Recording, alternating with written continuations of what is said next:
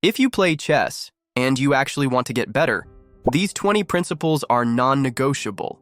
Every strong player follows them, and most beginners lose because they don't. Stick with this video to the end. It might be the only chess guide you'll ever need. Principle number 1, control the center. The center of the board, those key squares like e4, d4, e5, and d5, is where the battle begins in every serious chess game. Why? Because controlling the center gives your pieces freedom, range, and faster coordination. Your knights and bishops become more active, your attacks flow faster, and your opponent has less space to breathe. So, in the opening, forget side pawn pushes and flashy queen moves, prioritize the center, and you'll control the flow of the entire game. Principle number 2, develop your pieces quickly. In the opening, your goal is simple. Get your knights and bishops out fast. Every move should bring another piece into action.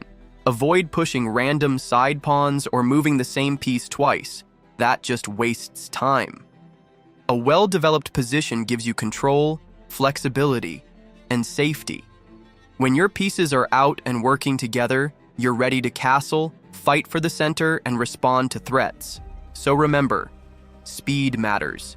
Develop first, attack later. Principle number 3, don't move the same piece twice in the opening. Unless you're gaining material or launching a serious attack, repeating moves early just wastes time. Every move in the opening should bring something new into play.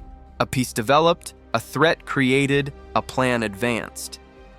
If you move your knight out, then back again, your opponent gains tempo and you fall behind in development. In chess, tempo matters, so make every early move count and let your army grow together. Principle number 4, castle early. Your king is the most important piece on the board, and in the opening, it's also the most vulnerable. Leaving your king in the center for too long invites danger, especially when the center opens up. Castling not only tucks your king away safely, but it also connects your rooks, which is key for coordination. Don't wait until it's too late. In most games, early castling is the smartest way to stay safe and stay in control. Principle number 5, avoid premature queen moves. Your queen may be powerful, but bringing her out too early usually backfires. Why? Because she becomes a target. Your opponent can gain tempo by attacking her while developing their own pieces. Instead, let your minor pieces lead the charge, knights, bishops, and pawns. Once your position is stable and your development is complete, then bring out the queen with purpose, so be patient. A queen that waits usually wins. Principle number 6, don't trade without a reason. Every exchange on the board changes the position, so make sure it benefits you. Are you improving your structure, gaining activity, weakening your opponent? If not, hold back. Mindless trades often help your opponent more than you. So before capturing, ask yourself one question. Who does this really help? Smart players trade with purpose, not just habit. Principle number 7, improve your worst piece. Not every move has to be an attack. Sometimes the best move is simply making a bad piece better. Look at your board. Which piece is doing the least right now? Is your knight stuck on the rim? Is your rook trapped behind pawns? Find it. Fix it. Great players constantly improve their least active piece, and that's how they build powerful positions from quiet moves. Principle number 8, be careful with your pawn structure. Pawns can't move backward, so every push matters. Creating doubled, isolated, or backward pawns gives your opponent permanent targets. That might not hurt you right away, but later, those weaknesses become cracks in your position. Before making any pawn move, stop and ask, is this helping my structure or hurting it? Solid pawn structure supports strong pieces, and strong positions win games. Principle number 9, occupy or control strong squares. In every position, certain squares are more valuable than others, especially in the center or deep in enemy territory. Putting a knight on a strong outpost or controlling key central squares limits your opponent and boosts your own mobility. You don't always need to fill the square. Sometimes just controlling it is enough to dominate. So ask yourself, what's the most powerful square I can influence right now? Own the key squares and you'll control the board. Principle number 10. Rooks belong on open files. Your rook is strongest when it controls space, and open or semi-open files are its highway. Don't leave your rook stuck behind pawns. Look for open lines where they can pressure the opponent's position, invade the 7th rank, or support other pieces. A rook on an open file can completely shift the balance of the game. So connect your rooks, control the file, and let them dominate the board. That's how rooks turn quiet positions into winning ones. Principle number 11. Coordinate your pieces. Chess isn't about individual heroes. It's about teamwork.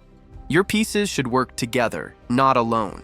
When your bishop supports your knight and your rooks back each other up, you create unstoppable pressure. Attacks are stronger, defenses are tighter, and your moves become more efficient. So always ask, are my pieces connected and working together? Strong coordination wins games, one move at a time. Principle number 12. Don't rush the attack. It's tempting to go for checkmate right away, but in chess, timing is everything.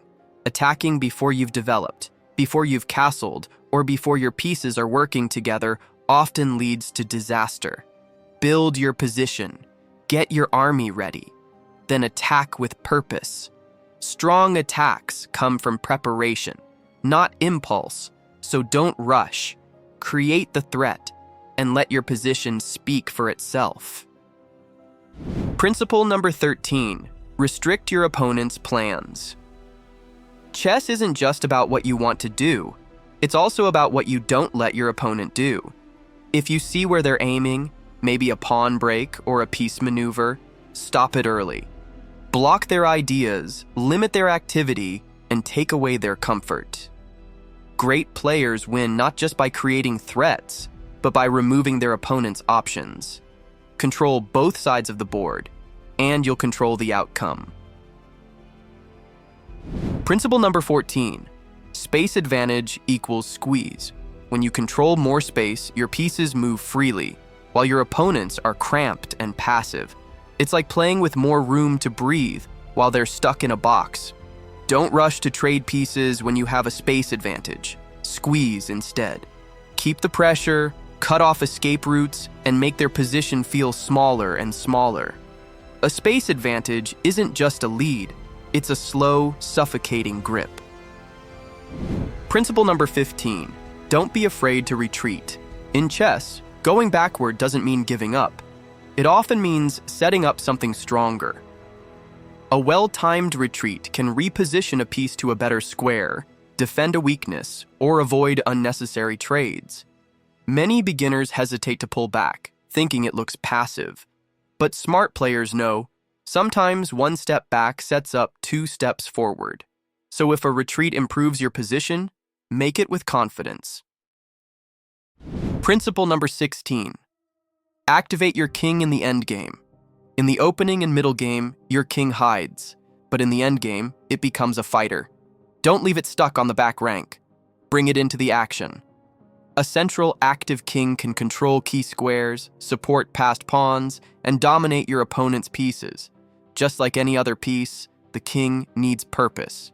So when queens are off the board, step forward and let your king lead. Principle number 17. Pawns win endgames. When the heavy pieces are gone, pawns become the stars of the show. A single passed pawn can decide the entire game, if you know how to support and promote it. Learn the basics: opposition, triangulation, and king activity. Every tempo matters. Every square counts. In the endgame, it's not about flashy moves. It's about precision and pawn play. Master your pawns, and you'll master the endgame. Principle number 18. Don't rush. Think before every move. In blitz or bullet, speed matters. but never let it replace thought. One careless move can throw away a winning position or miss a simple tactic. Before you move, ask, what's the threat? What's my goal? Even in fast games, a few seconds of clear thinking can make the difference between victory and regret. So pause, breathe, and play with purpose, not panic. Principle number 19.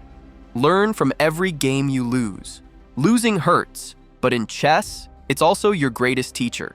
Every blunder, every missed tactic, every time you got outplayed, it's feedback. Review your games, spot the mistakes, understand the ideas you missed.